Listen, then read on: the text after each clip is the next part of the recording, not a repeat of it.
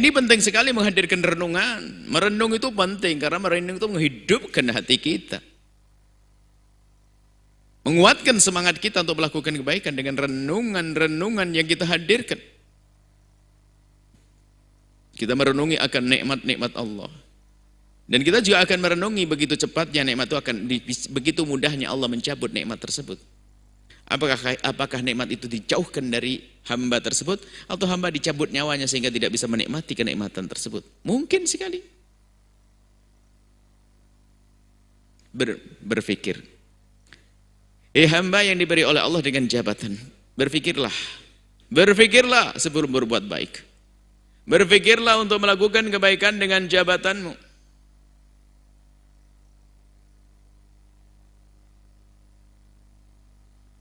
Baik, yang punya kekayaan berpikirlah untuk bisa berbuat baik dengan kekayaanmu. Hadirkan dulu renungan ini.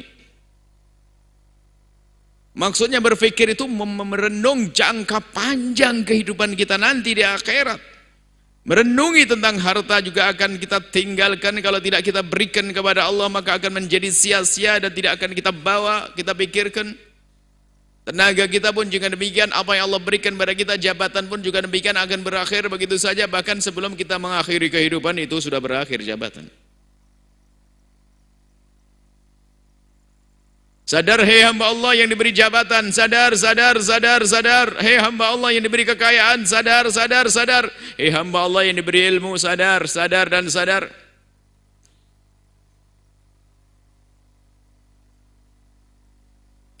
Tengok diri Anda, tergolong hamba yang dicintai oleh Allah atau tidak.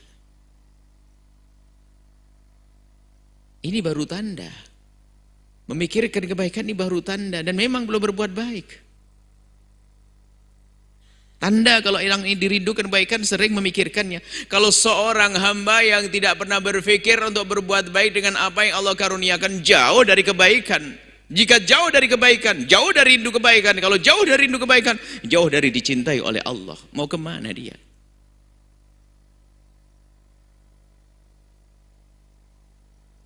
Kemudian setelah merenungi tadi, kita renung. Waktu berjalan terus. Sesehat apapun kita.